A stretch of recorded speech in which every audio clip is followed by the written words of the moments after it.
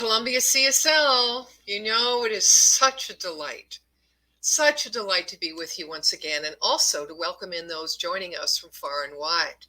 I saw there was someone from Calgary, Alberta, on the feed today on the chat. So welcome to you, Wayne, and to everyone else. Now, this month we continue to explore the theme living everyday wonder with respect to our inner life, as we travel through the raising of our own awareness to contributing to a world that works for everyone. So today I've chosen to share my thoughts on the topic, the healing perception, which of course has us re-examining the power of now, the present moment in which creation is most fertile, so we do not get duck stuck. Thank you, Karen. But to lead into this, I wanted to share with you that yesterday I was musing while raking more from what seemed to be the entire neighborhood's treed lots than just my own. And I thought, gosh, it's hard to practice present moment awareness when most of the time we want what is happening in our lives to be different than it is. And when this is our honest norm, like the grass is always greener syndrome, and we can see it, the idea of the power for change, the shift in our perception to heal what is, remains divided, being right where we are, right? But we can, and we're going to talk more about this today.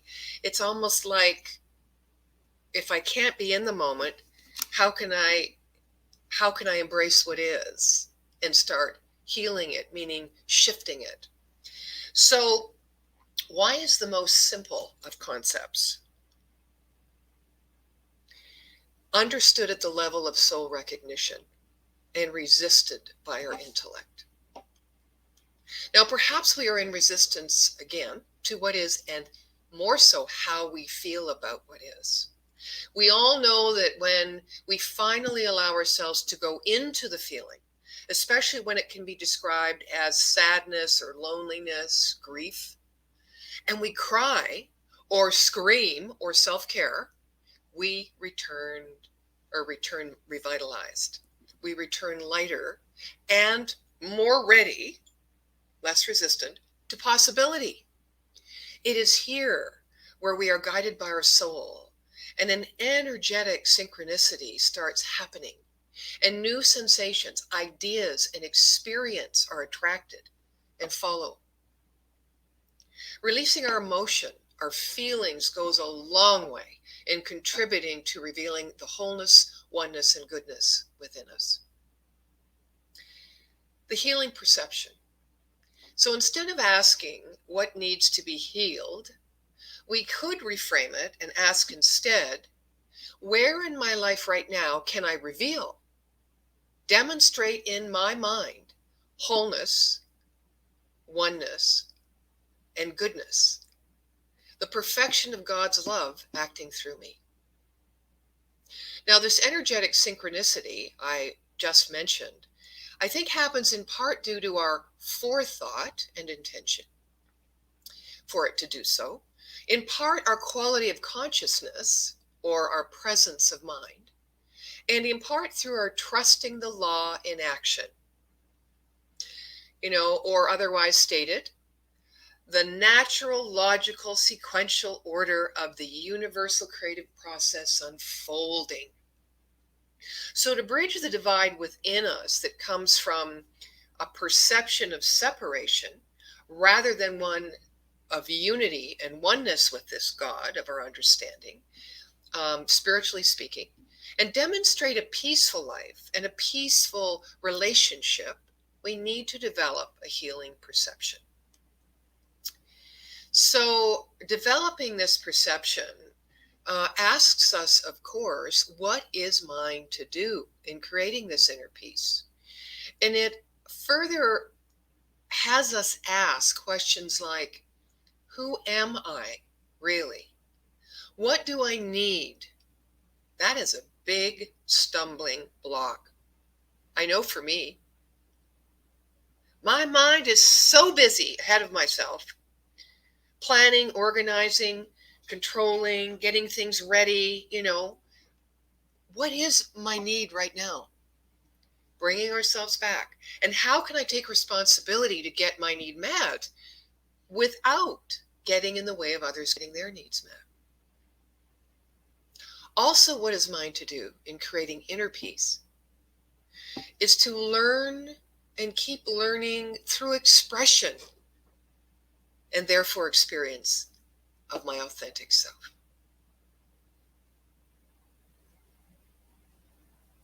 And what is my creative intention now? And therefore, what is mine to do now in the world at this time?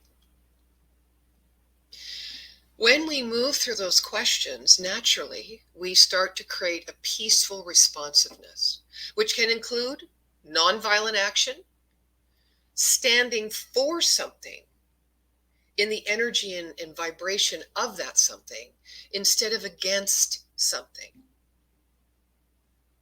Because one unites and the other divides. Again, I know it's difficult not to push against something when we want to take a stand. Consider that our work in the spiritual realm of causation is to push beyond who we believe we are and our limited perceptions, our dualistic perceptions, into our wholeness. And from that place, take a stand for something. I know it can seem like a paradox.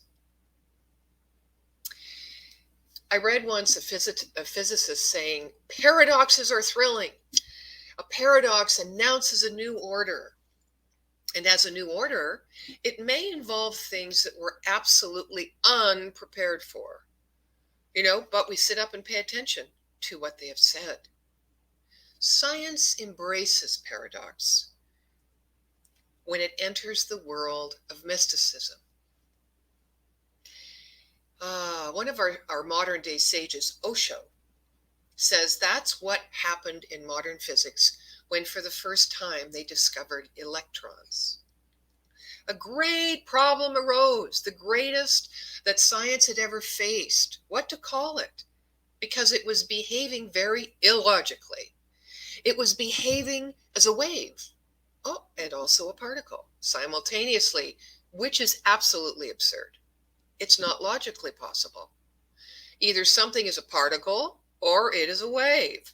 One thing cannot be both together and simultaneously. That's why we call it mysticism, because it is illogical. But for the first time, science is becoming mystical. Anything becomes mystical whenever a paradox arises for which we cannot manage any logical explanation and which we have to accept as it is.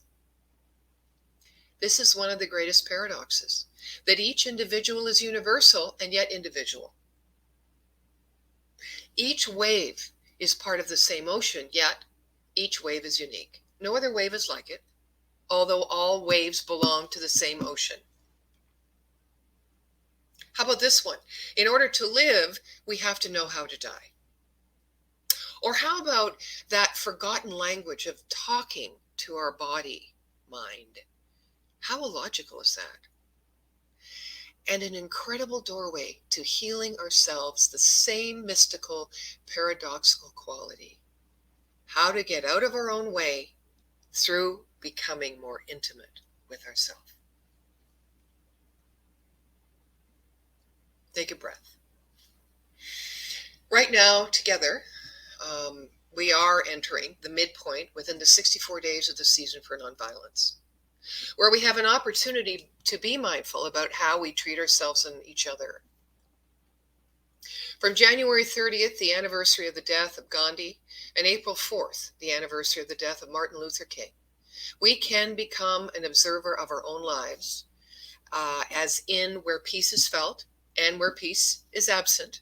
And we can choose peace over every mental discord that causes us to be unkind to ourselves and each other. So I'm going to repeat my former question. Instead of asking what needs to be healed, fixed, broken, we can reframe it and ask instead, where in my life right now can I reveal, demonstrate in my mind the perfection of God's love acting through me? Demonstrate in my mind the principle of wholeness, of unity, and of goodness. So, what are some of the key components in developing a perception of wholeness? Well, the first of which is understanding the principle of life is wholeness, and that the demonstration of wholeness begins first through conviction of its principle in mind. It doesn't start first, it does not begin in the condition of our affairs. It begins in mind first and reflects out, unfolds out into the condition of our affairs, the law of cause and effect.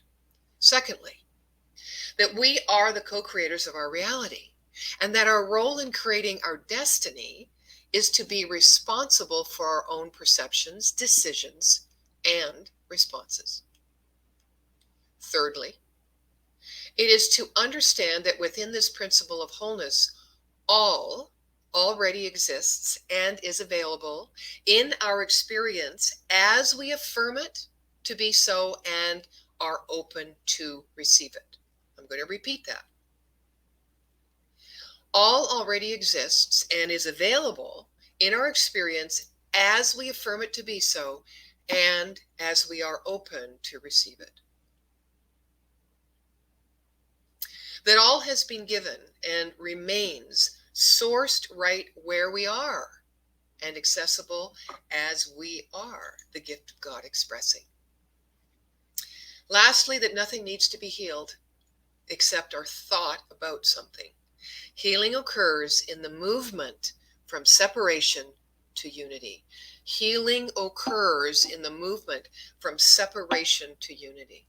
Now, do you think that these key components I've just shared have within them the power and potential of bringing you back into the truth of your spiritual wholeness and that same truth about others? I'm going to share a story with you. It's called Narada and God in the Desert. It's a Hindu story. So God and a sage are walking across a vast desert. "Oh, greatest Lord, what is the secret of this life and the appearances of this world?" God smiles, but gives no reply. They continue walking. "Child," God says, "the sun is hot today and I am thirsty. Ahead you will find a village. Now go there and fetch me a cup of water." Well, the sage goes, and to the first house he comes, and he meets a woman.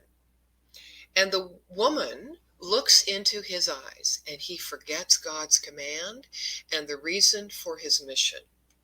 He settles down, he marries, he bears children with this woman, he opens a store, he lives contentedly for many years.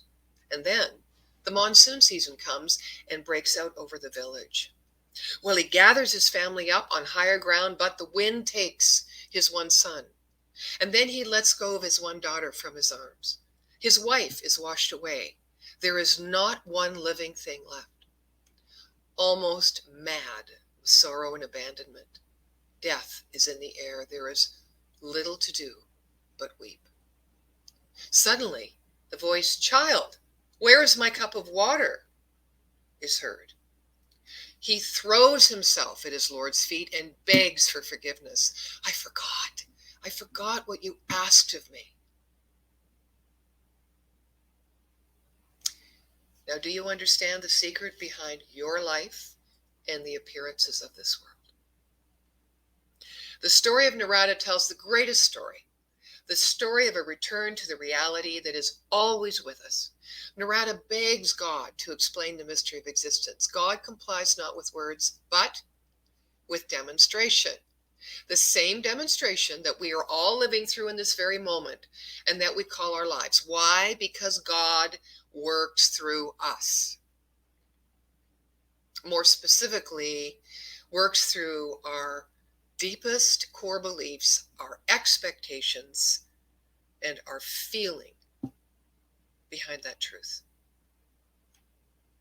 The flashing of the woman's eyes that makes Narada forget his spiritual mission are a symbol of Maya, the interplay of time, space, and illusion that causes even the greatest sages to fall asleep in the comfortable household of this world.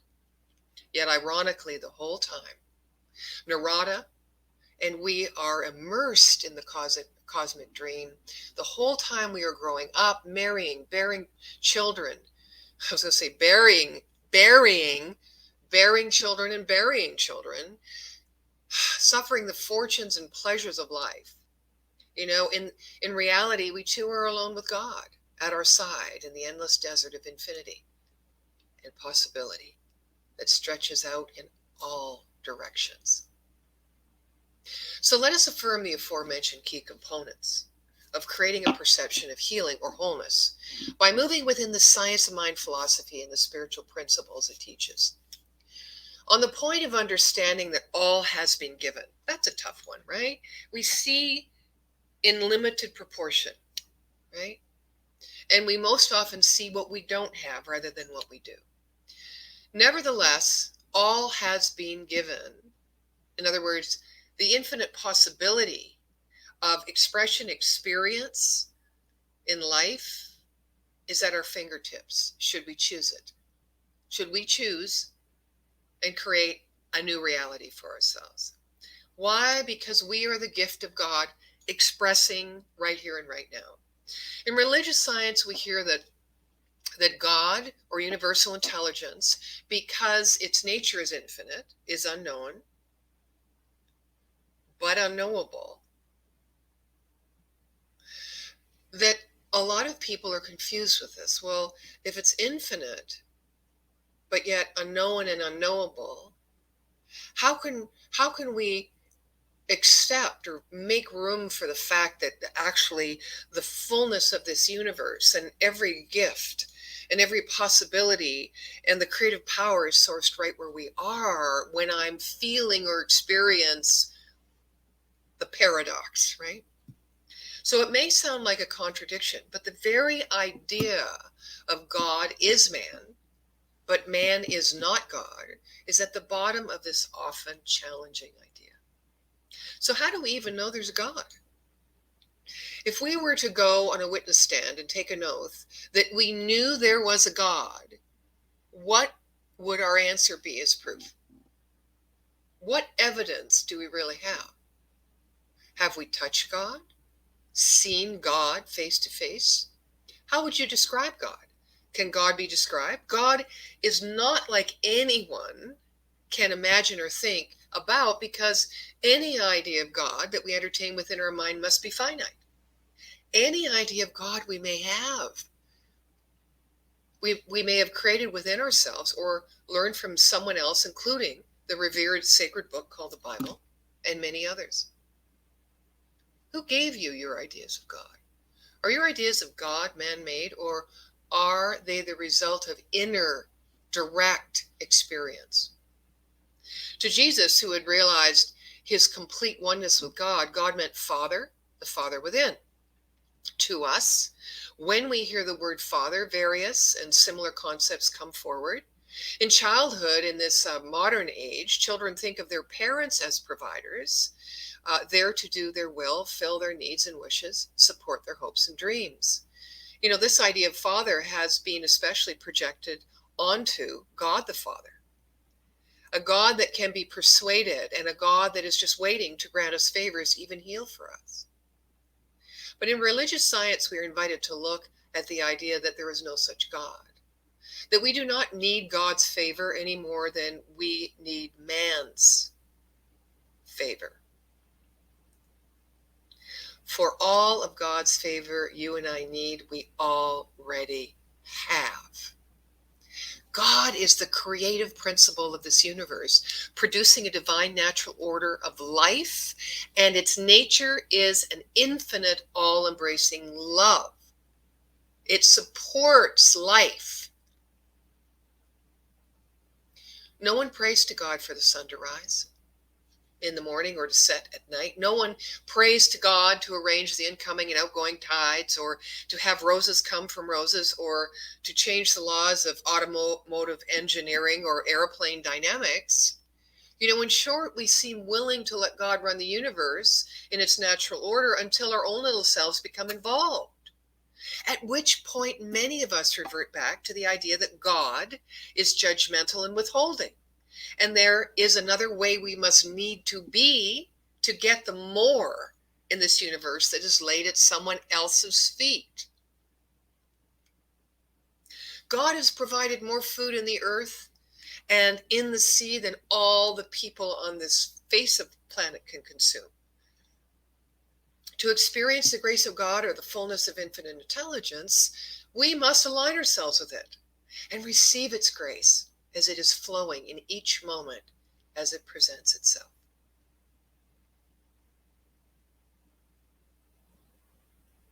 We are co-creators of our reality. And in that, our role in creating our destiny is to be responsible for our own well-being. I know it's challenging.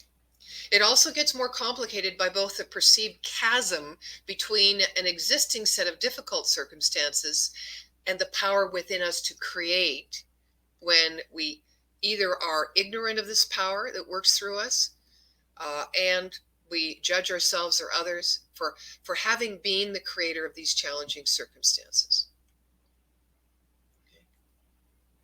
I want to share a personal story about working with the dying in a hospital. It's kind of an example of bridging this chasm. I went to the hospital, called in by the family. Their mother had a fatal prognosis. Her lifetime on earth in form was limited. And I was called in to bring solace to loved ones of her family and to her. Now, in the face of the common fact that this disease of this nature was considered and widely accepted as irreversible into physical healing, I suggested we come together around the implementation of a process called spiritual healing. Well, they didn't get it. I suggested that before we discuss the possibility further, that we speak about the Copernican theory. And when the family members said they didn't know anything about that, I said, even so, why can't we discuss it nevertheless? You know nothing about spiritual healing with relation to this disease, but that doesn't stop you from speaking about it. Spiritual healing is beyond rational and reasonable understanding. It's both logical in its unfoldment, its process, but it also reaches into the realm of that unknown, mystical, absolute realm. And although it can be proven through scientific principles, it will always remain a mystical force of life, regenerating itself according to what particularly it is pressing itself up against. The only way any of us can begin to accept the concept of spiritual healing in our own lives is if we feel an assurance of a presence within us and are aware of the harmony as it unfolds within our experience. So our job is to clear the channels for these demonstrations of God's infinite creative intelligence so that it may express through us with complete acceptance and receptivity.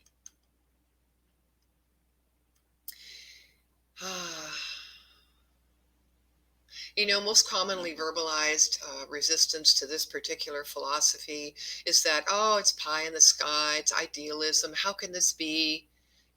But it's rooted in scientific fact and can be demonstrated. And I like to always think of this: if a mother can find the presence of God as good in her young daughter's death,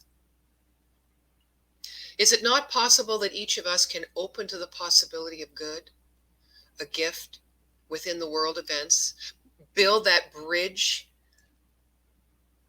across from what we think is paradox or chasm, from what is to what is possible, within the world events we're in today, we witness today, within situations of our friends and challenging times in our own lives? If a mother can find the presence of God as good in her young child's death, could not, if we turn inward, expand and change our perception in ways which reveal our wholeness as God's wholeness, unity and goodness through us. Nothing needs to be healed except our thought about something. Nothing needs to be healed, only something needs to be revealed through us. God turning away from the condition or effect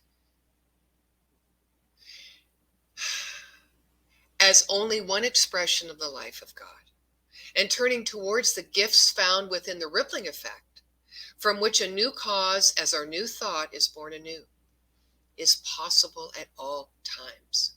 We either think from the place that limits our expression and our experience of life, or we choose to think from the place where we are an individualized center of the wholeness and the unlimited creative power of the one source of all life. Now, which feels better? Which fills you with faith and possibility? Which empowers you to get up and start over in a way that shines light on the goodness and beauty of life? In every moment, we get to answer that question. Let us choose consciously towards peace, beauty, joy, and a loving existence. For right within this material world are the treasures of life, so precious, so illuminating. They are not attainable, but are for the experiencing. What extraordinary beings of light and love we are. With so much potential within us, we can't even imagine what lies ahead to bring us delight. When we remember our spiritual mission and develop perceptions that reveal to make it so. Remember, Leah Morris sang. She sang it true. She said, just as I am without changing a thing, I welcome me in. Just as you are, I welcome you in. And so it is.